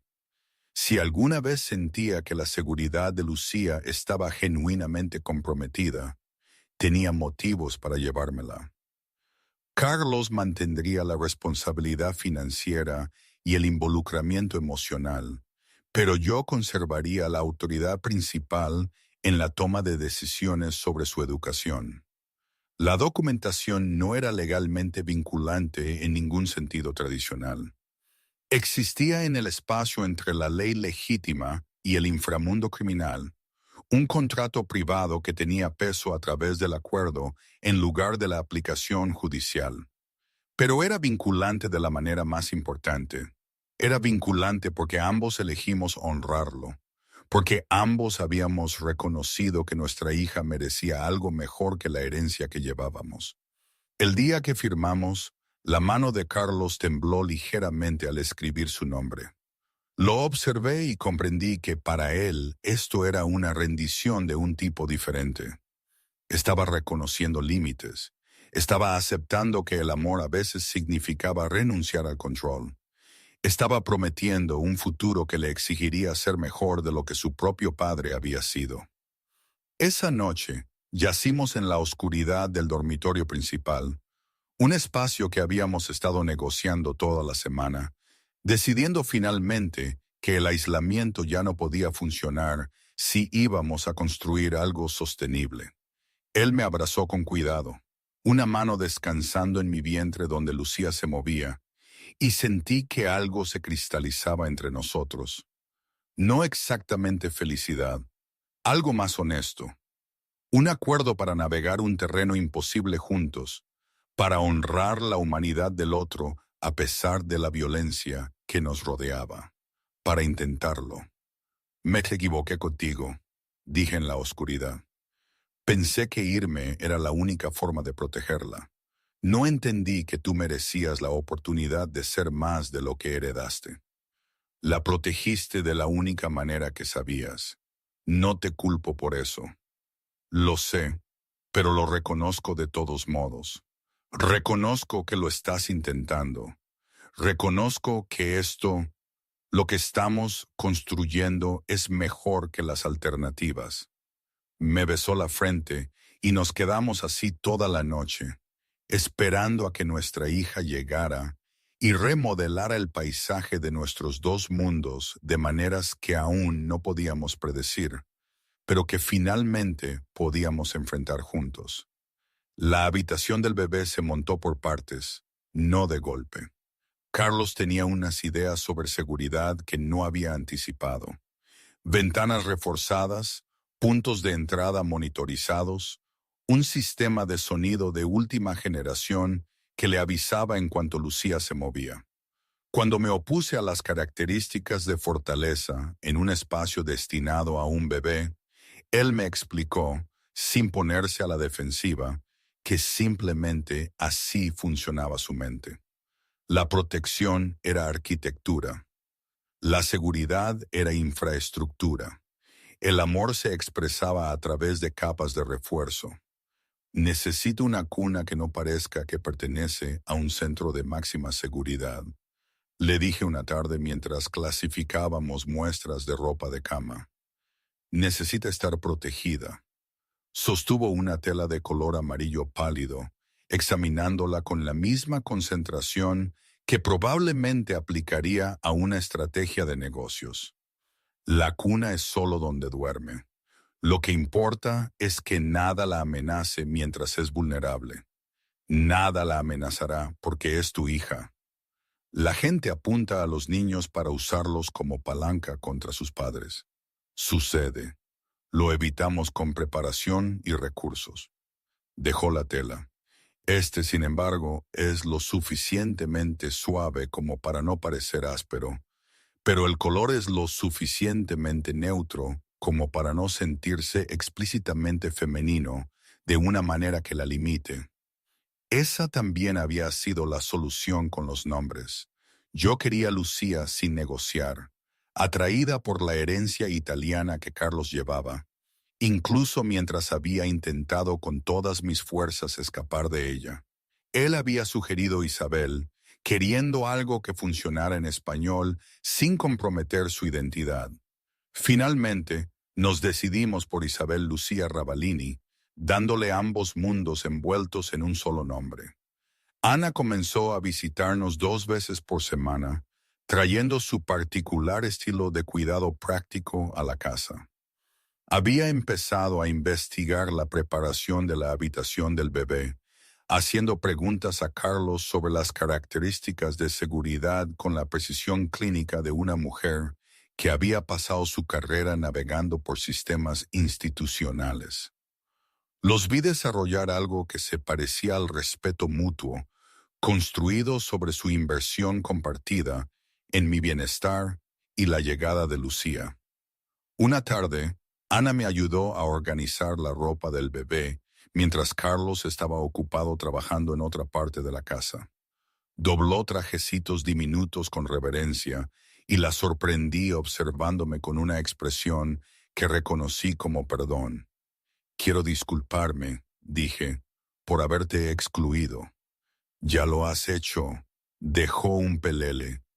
Y ya te he dicho que entiendo por qué lo hiciste. Lo que estamos haciendo ahora es avanzar. Eso es más importante que volver a litigar el pasado. Pero avanzar se complicó en el 8º mes, cuando una cita médica reveló niveles elevados de proteínas en mi orina y lecturas de presión arterial que hicieron que la doctora Koramata frunciera el ceño de una manera que sugería preocupación. Recomendó un mayor monitoreo y discutió la posibilidad de un parto temprano si se desarrollaba preeclampsia. ¿Qué significa eso para el bebé?, pregunté, mi mano moviéndose instintivamente a mi vientre. Significa que la vigilamos de cerca. Significa que monitoreamos sus síntomas.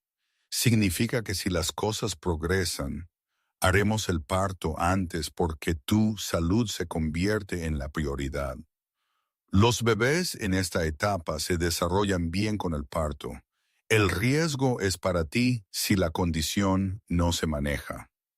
Carlos me llevó a casa en silencio, sus manos aferradas al volante con la fuerza suficiente como para que yo pudiera ver la tensión en sus antebrazos. Cuando llegamos a la casa, fue directamente a su estudio sin hablar. Entendí que estaba procesando el conocimiento de que algo podría salir mal, que el control tenía límites, que la protección no podía prevenir todas las complicaciones. Más tarde esa noche, lo encontré en la habitación del bebé, de pie en el centro de la habitación con las manos en los bolsillos, mirando la cuna como si fuera un artefacto de un futuro que podría no materializarse. Todo va a salir bien, dije desde el umbral. No lo sabes. Sé que la preeclampsia es manejable. Sé que la doctora Mata la está monitoreando cuidadosamente.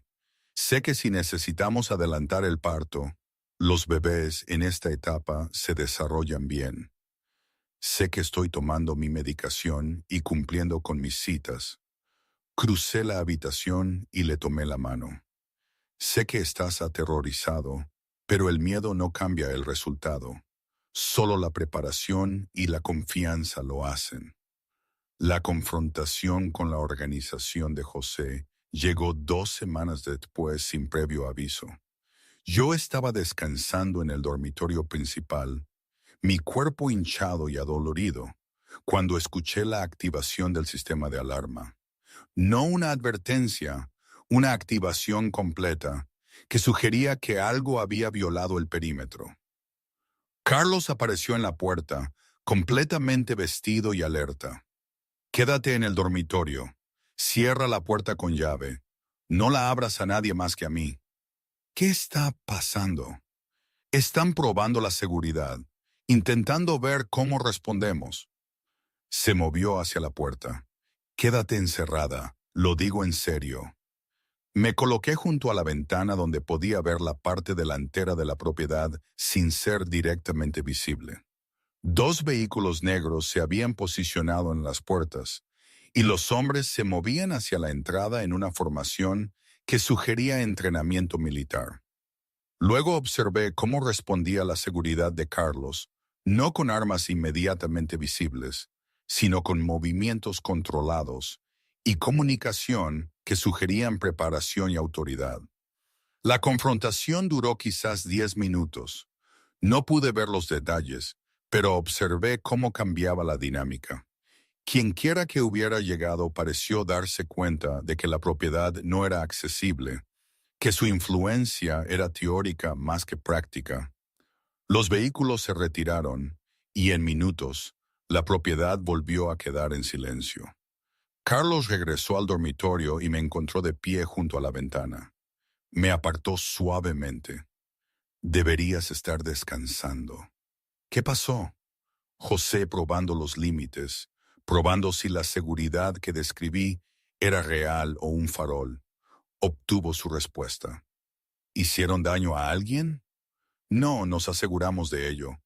Contuvimos la situación sin escalada. Me guío de nuevo a la cama. Por eso estás aquí. Por eso existen estas protecciones, para mantenerte a ti y a Lucía a salvo mientras yo lidio con las amenazas.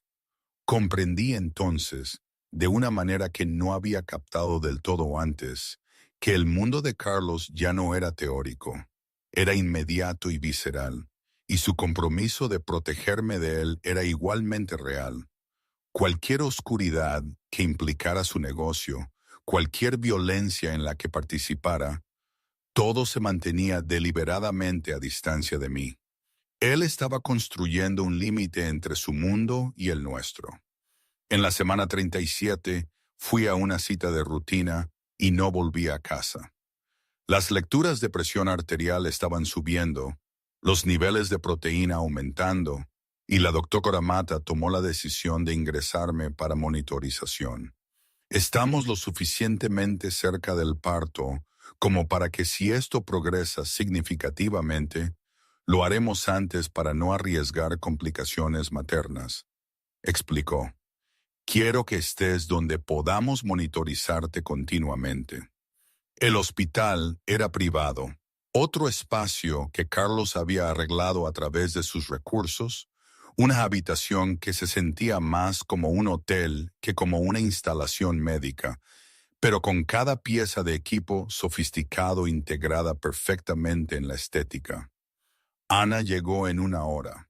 Carlos la había llamado y ella vino directamente de su turno en el hospital público, todavía con su uniforme de enfermera, moviéndose con la competencia de alguien que había pasado décadas navegando por espacios médicos.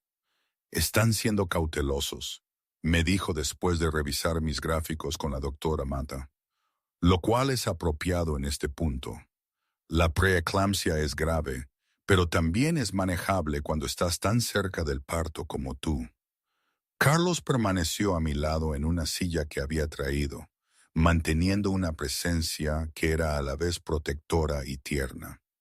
Leía mientras yo descansaba, respondía a correos electrónicos en voz baja, existía en mi espacio sin exigir atención, y cuando me despertaba en mitad de la noche con la ansiedad en espiral en mi pecho, él estaba inmediatamente alerta, tomándome la mano, tranquilizándome hasta que mi respiración se estabilizaba. Tengo miedo, admití a las 4 de la mañana cuando el insomnio finalmente me había vencido. Lo sé. Tengo miedo de que algo salga mal. Tengo miedo del parto. Tengo miedo de ser madre. Tengo miedo de que mi hija herede tu mundo o herede mi daño o ambas cosas. Se inclinó hacia adelante. Ella heredará tu fuerza y mi compromiso de protegerla de tener que heredar cualquier cosa que no sea la elección. Eso es todo lo que podemos prometer. Todo lo demás es solo manejar el miedo a medida que llega. Por la mañana los síntomas se habían estabilizado lo suficiente como para que el equipo médico decidiera intentar el manejo en lugar del parto inmediato. Pero me mantuvieron hospitalizada, me siguieron monitoreando, mantuvieron todo preparado para intervenir si era necesario. Y yo yacía en esa cama de hospital con mi madre en la silla de visita, leyendo un libro, mi pareja dormido en la silla de la esquina, mi vientre tenso con un niño a punto de nacer, y sentí que algo cambiaba.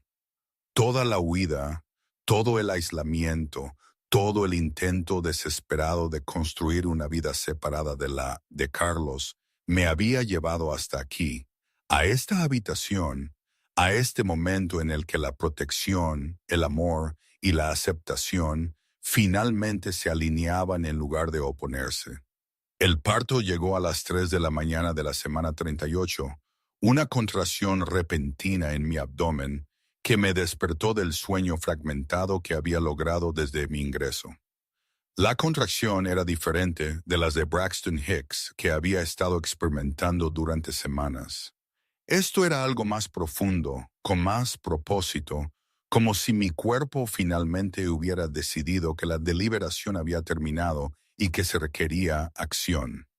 Presioné el botón de llamada y en minutos la habitación del hospital se transformó en un movimiento controlado. La doctora Mata apareció, me examinó el cuello uterino y confirmó lo que mi cuerpo ya sabía. El parto había comenzado en serio. El sulfato de magnesio que había estado fluyendo por mi vía intravenosa durante 3 días continuó su trabajo constante de protección contra las convulsiones mientras mi cuerpo entraba en el capítulo final del embarazo. Carlos se despertó al instante. Su mano encontró la mía antes de que yo terminara de explicar lo que estaba sucediendo. El sueño había sido ligero para él, un estado constante de preparación que venía de pasar toda su vida esperando una crisis. Me apretó los dedos y vi el miedo cruzar su rostro antes de que lo compusiera en algo más controlado. ¿Ana? Pregunté. La llamaré. Dijo que la contactara en cuanto empezara el parto. Ya estaba buscando su teléfono. Lo vas a lograr, lo vamos a lograr. El trabajo de parto progresó con la intensidad inevitable que describen los libros de texto de medicina, pero que la experiencia individual enseña de maneras que ningún libro podría capturar.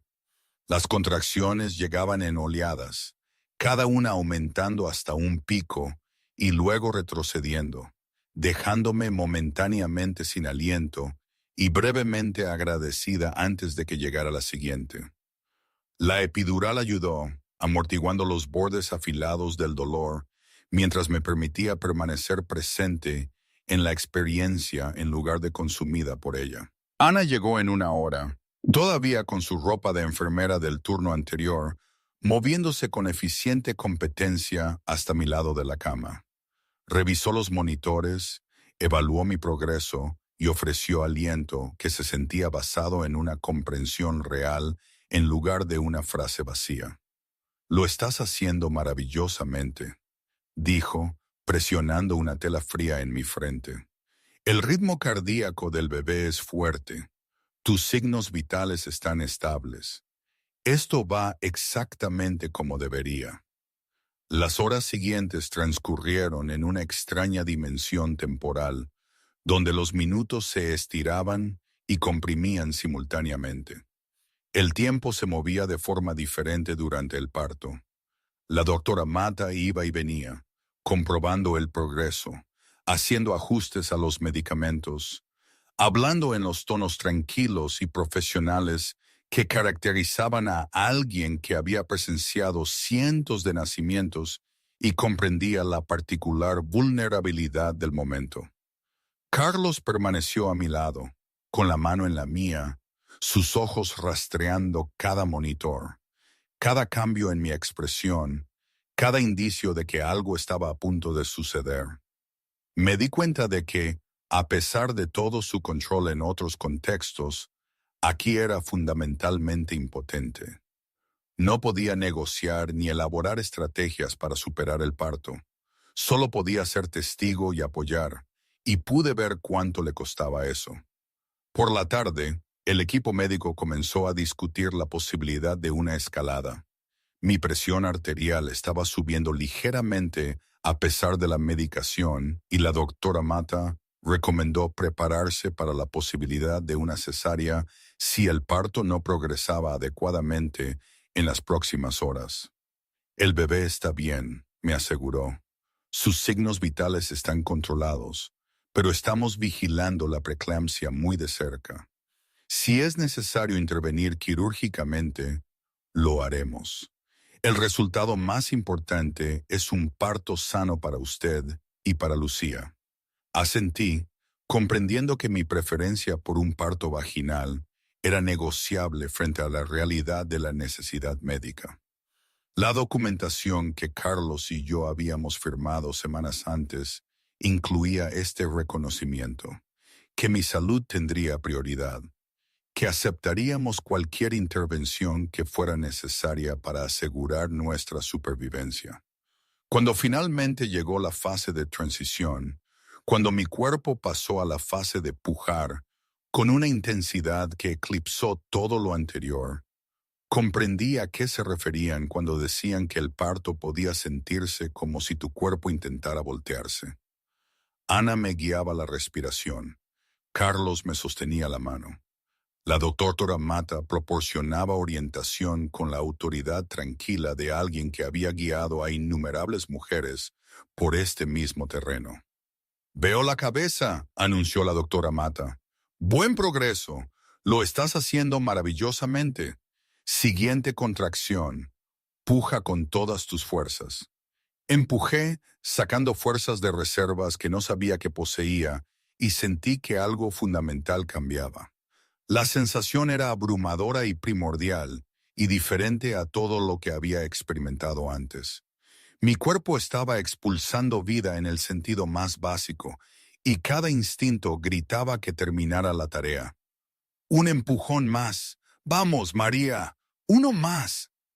Empujé de nuevo y de repente hubo una sensación de liberación, de vaciado, de algo que abandonaba mi cuerpo y que había sido parte de mí durante 9 meses. Y luego hubo un sonido, un pequeño y quejumbroso lamento que se registró como el ruido más hermoso que jamás había escuchado. «Es una niña», anunció la doctora Mata, aunque lo sabíamos desde hacía meses.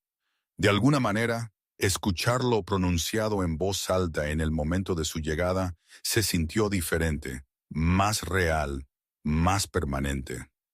«Una niña hermosa y sana. Vamos a limpiarla».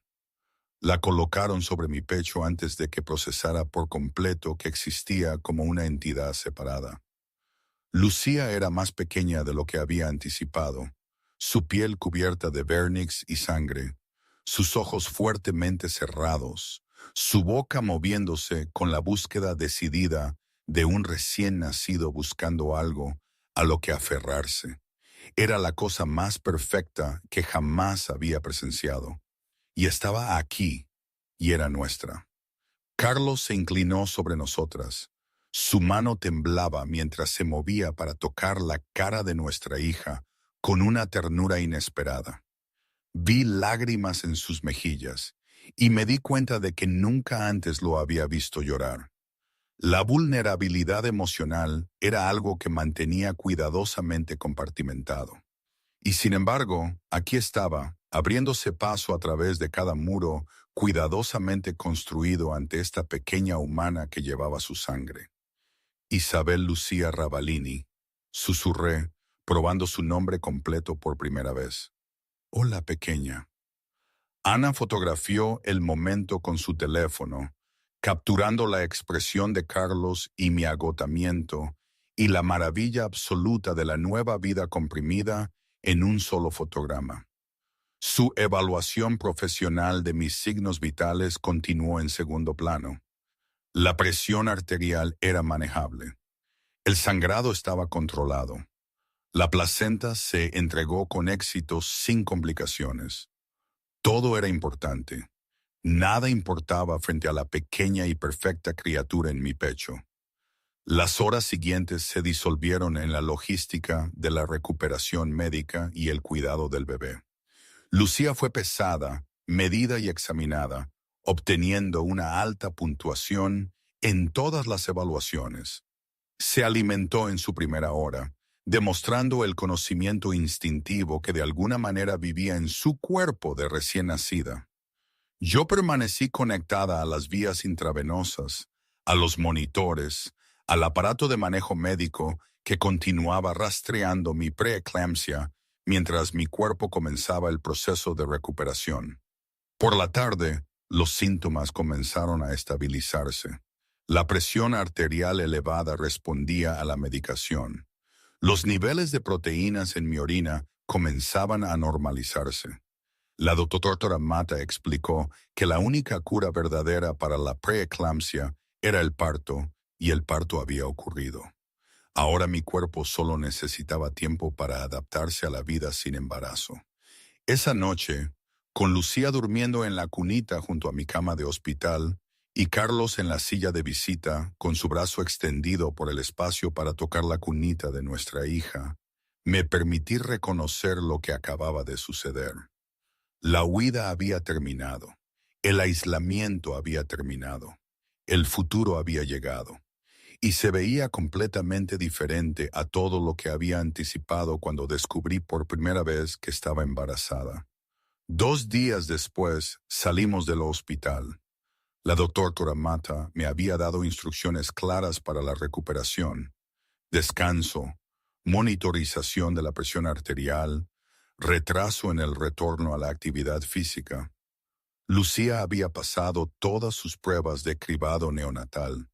Se nos declaró médicamente aptas para volver a casa. Carlos condujo con cuidado, consciente de la recién nacida pasajera. Me senté en el asiento trasero junto al asiento de seguridad de Lucía, observándola dormir con la particular ansiedad de alguien que había pasado todo el embarazo convencida de que algo saldría mal. Parecía increíblemente pequeña, increíblemente frágil, increíblemente real. La casa se sentía diferente con ella dentro.